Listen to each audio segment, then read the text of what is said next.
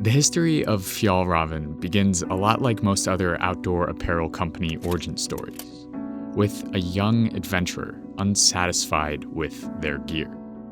In this case, the adventurer is a 20-something Swede named Åke Norden, who was frustrated with the clunky wooden backpacking frames of an older generation.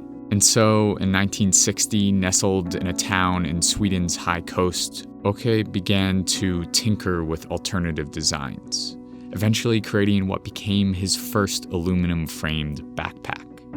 Åke sold this first backpack, and the Fjällräven brand was born. Soon after, outdoor enthusiasts exploded onto the scene in the 1970s, and as a result, Fjällräven became a mainstay in the Swedish outdoor community. Slowly, as their famous Greenland jacket gave way to other popular gear like the Kånken backpack, the company transformed into a global outdoor brand.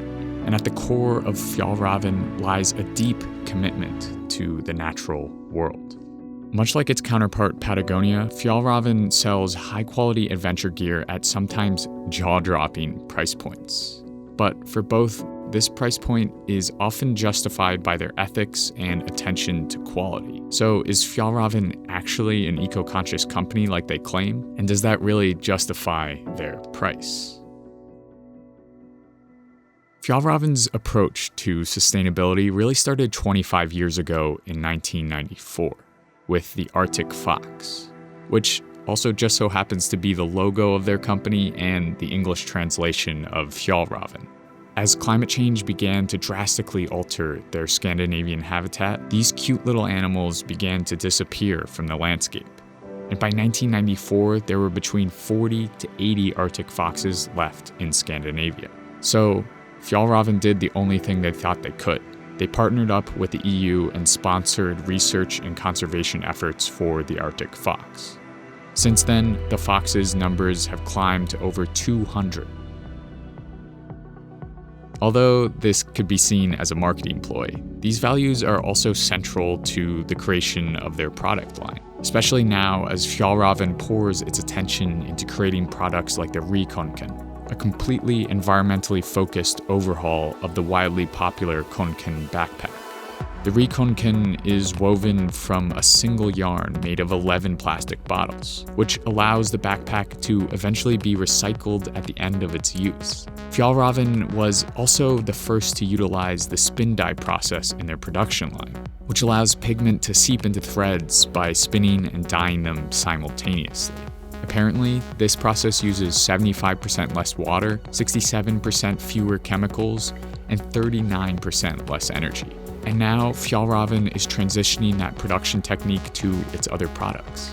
On top of all of that, it's removed PFCs, a chemical pollutant used to waterproof outdoor gear, from all of its apparel, and drafted a code of conduct for its suppliers that prioritizes animal welfare, workers' rights, and sound environmental practices.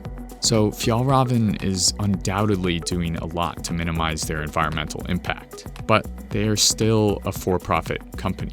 At the end of the day, they're still trying to make money. So do their ethical actions justify their product's price? When you walk into a typical Fjällräven store, you're confronted with two things: well-made products and a big price tag. Flip over the tag for a bag like the re-kanken and you'll find a large 90 next to the $sign. Or if you're looking to buy one of the Greenland down jackets, you'll be out $500.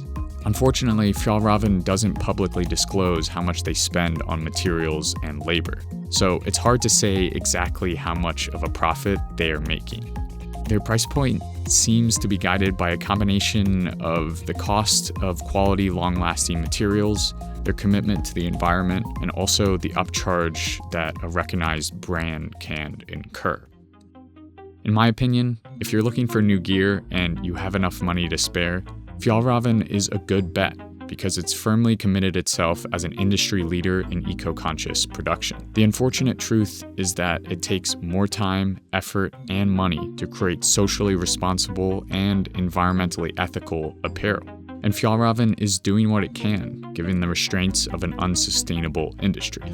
But really, as I talked about in my Patagonia video, at the end of the day, the most eco-friendly and cheapest thing you could do would be to buy used gear, or better yet, not buy at all.